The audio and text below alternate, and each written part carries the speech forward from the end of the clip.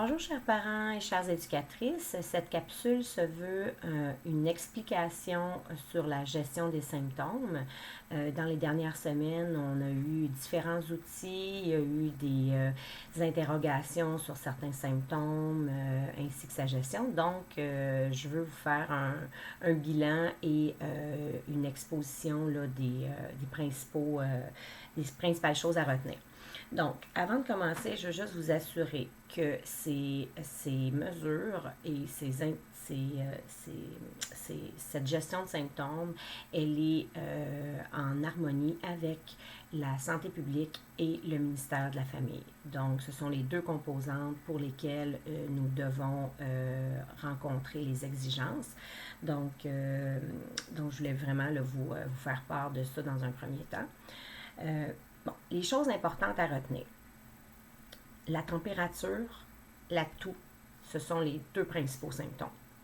Si l'enfant présente un de ces symptômes-là, il a une exclusion automatique et vous devez, en tant que parent, composer la ligne COVID ou encore aller sur l'auto-évaluation en ligne pour valider la marche à suivre par la suite. Donc, on va vous dire d'attendre 24 heures, de surveiller les symptômes et ensuite de voir avec la santé publique là, la marche à suivre. Pour ce qui est du nez qui coule, de la congestion nasale, tous ces petits symptômes-là qui se rattachent là, auprès de la COVID, ce qu'il faut comprendre, c'est que le nez qui coule, par expérience là, dans les derniers mois, les chercheurs se sont rendus compte que pour les jeunes enfants, pour les enfants, quand le nez coulait, c'était souvent précurseur à d'autres symptômes qui allaient apparaître dans le prochain 24 heures.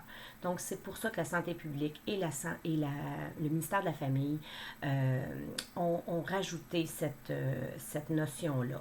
Donc, ce qui est important de savoir, c'est si votre enfant a un de ces symptômes, doit rester 24 heures à la maison, vous devez surveiller les symptômes. S'il n'y a pas aggravation de symptômes, s'il n'y a pas augmentation de symptômes, puis s'il n'y a pas un autre symptôme qui apparaît, le nez ne fait que couler ou l'enfant est légèrement congestionné, après 24 heures, l'enfant pourra réintégrer le service de garde et continuer de faire ses activités normales. Cependant, s'il y a aggravation, s'il y a un autre symptôme qui s'ajoute, à ce moment-là, vous devez faire l'auto-évaluation en ligne ou encore appeler à la ligne COVID pour suivre les recommandations de santé publique, qui sera très certainement d'aller passer un test. Là, habituellement, là, à 99%, là, ils ne prennent pas de chance. La mesure en ce moment, elle est à titre préventif.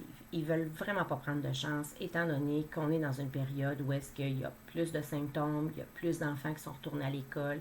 Donc, c'est vraiment à titre préventif là, et par mesure de prudence pour la population qui ont pris ces mesures-là dans les dernières semaines. Donc, on a bien voulu bien comprendre la mécanique en arrière. Il y a deux outils auxquels je vais faire référence là, dans mon envoi avec cette capsule-là. Dans le fond, il y a l'outil d'auto-évaluation qui est en ligne et le pense-bête que je vais aussi vous retourner en même temps, par le fait même, qui vous avait été acheminé là, dans les dernières semaines. En fond, c'est les enfants et la COVID-19. C'était ce petit tableau-là. Je ne sais pas si on voit bien. Là. Donc, ce tableau-là venait préciser la même chose. À proprement parler, quand on les écoute, quand on regarde les deux outils, des fois on pense que un ne dit pas tout à fait la même chose que l'autre, mais en les ayant analysés avec la santé publique, les deux sont dans la même optique. Dans le fond, c'est un retrait de 24 heures quand c'est un symptôme là, qui est plus léger.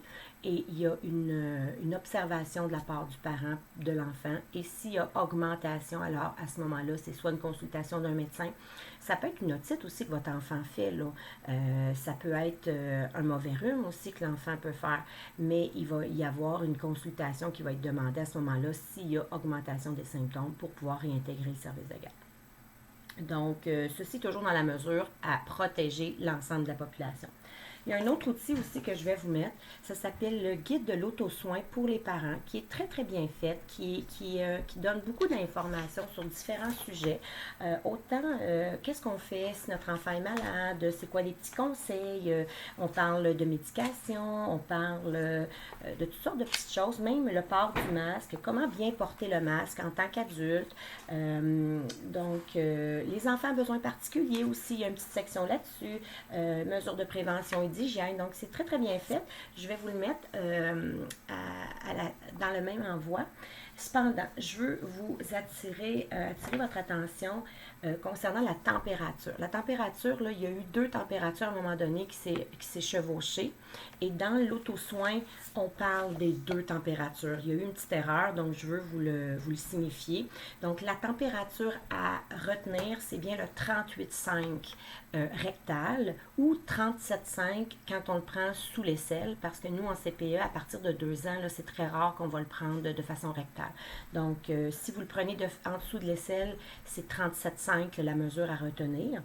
Et pour le reste, ben, c'est les mêmes choses là, que je vous avais dit là, dans le passé. Donc, j'espère que cette capsule-là saura venir un peu encadrer et répondre aux petites questions. Et en même temps, je vais vous mettre les autres outils. Là. Je vais répéter les mêmes outils là, dans mon envoi courriel. Donc, puis je veux terminer en me présentant à l'ensemble des parents des 2 installations. On a reçu des nouveaux parents depuis le 1er septembre et peut-être que certains ne m'ont jamais rencontré encore. Donc, mon nom est Brigitte Couture, je suis directrice adjointe aux installations. Donc, ça se peut qu'à Roxton, vous me voyez un peu moins souvent parce que mon bureau est principalement à Acton, mais je vais faire mon tour là quand même assez régulièrement à Roxton, donc on aura la chance sûrement de se rencontrer. Donc, je vous remercie infiniment, passez une bonne journée, puis au plaisir. Si vous avez quoi que ce soit comme question, contactez-moi, ça me fera plaisir de pouvoir vous répondre. Merci, bonne journée.